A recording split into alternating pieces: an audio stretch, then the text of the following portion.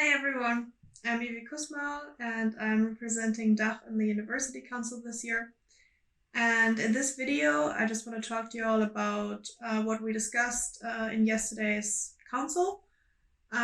We do this to make the University Council more transparent and to let all of you know what's on the agenda right now, and to give you all a chance to also voice your opinions, discuss this, provide us with some input, and let your voice be heard as well. And ultimately, this is to make the RUG more democratic and to make university politics more inclusive and interesting for everyone. So let's dive into it. There's some interesting things here and some sketchy things as well. So we have discussed, firstly, the Jaarrapportage Functionaris Gegevensbescherming. So this is about data privacy, and it is interesting because basically there's this scale from 0 to 5, which says how much, like how good your privacy is as an institution, for example, or like how good you do data protection.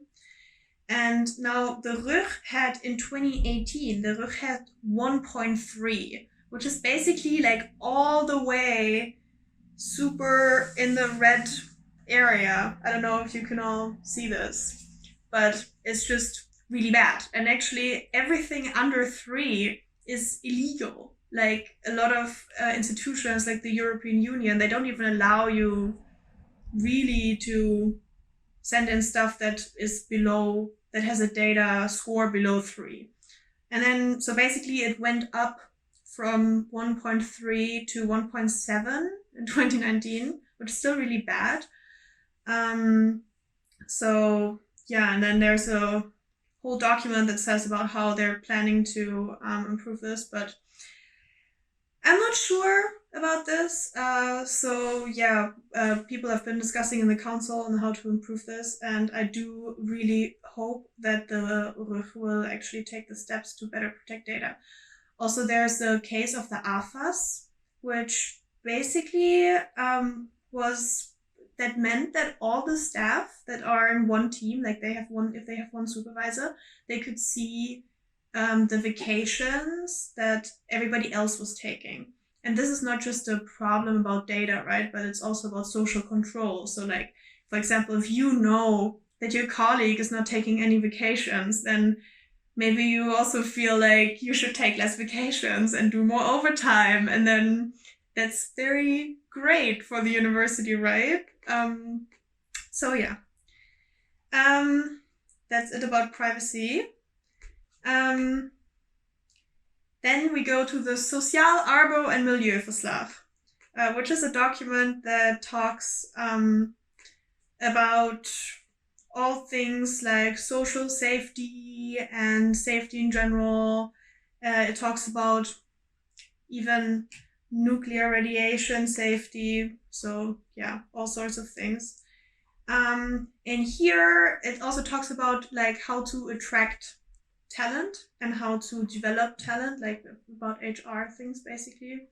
And now what was interesting in this report that there are one thing was about working safety, which was about that people with fixed contracts, there were 46% men and 36% women, but at temporary contracts there were 45% men and 64% women. So we can see that with that men are way more advantaged when it comes to fixed contracts. And also if you have a temporary contract, it's super bad because it's really not stable.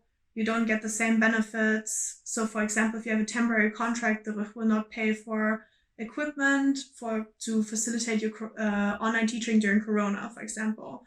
But also other things such as insurances, and also people have to move from one university to another quite frequently. So Yeah, and also we can see that most professors are men, and the RUG has not reached its target to get 27% female professors, but women still make out only 21.8 of professors, of full professors, that is.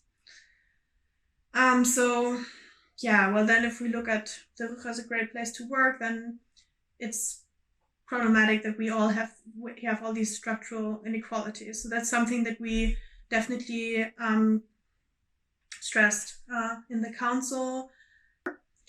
Then also the report mentions something that's like sociale veiligheid, which means social safety.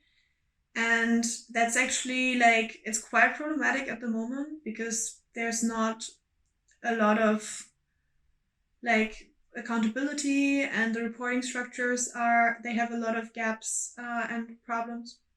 And yeah, and also there's, in the whole document, there's no mention of racism at all.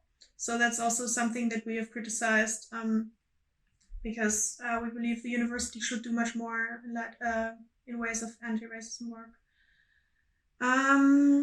Yes, I think that's enough for the Sociaal, arbo and milieujaarverslaag for now. Obviously, this document is much longer, so if you're interested, I can always send it to you. Let me know. And then we had a couple of other points. So, for example, we had the stand van Zaken Strategisch plan, which is what the university is planning, like in the longer context for the next couple of years. But there was nothing super interesting. And then we had consent right, like we could vote on the strategic partnerships. That's a cooperation with other universities. And the document was super short and just really not argumented very well, which is why a lot of the people in the student faction wanted to vote against it. But then after we voiced these criticisms, the board actually said that, okay, we will take this back and we will make it a better report, and then we can discuss it again.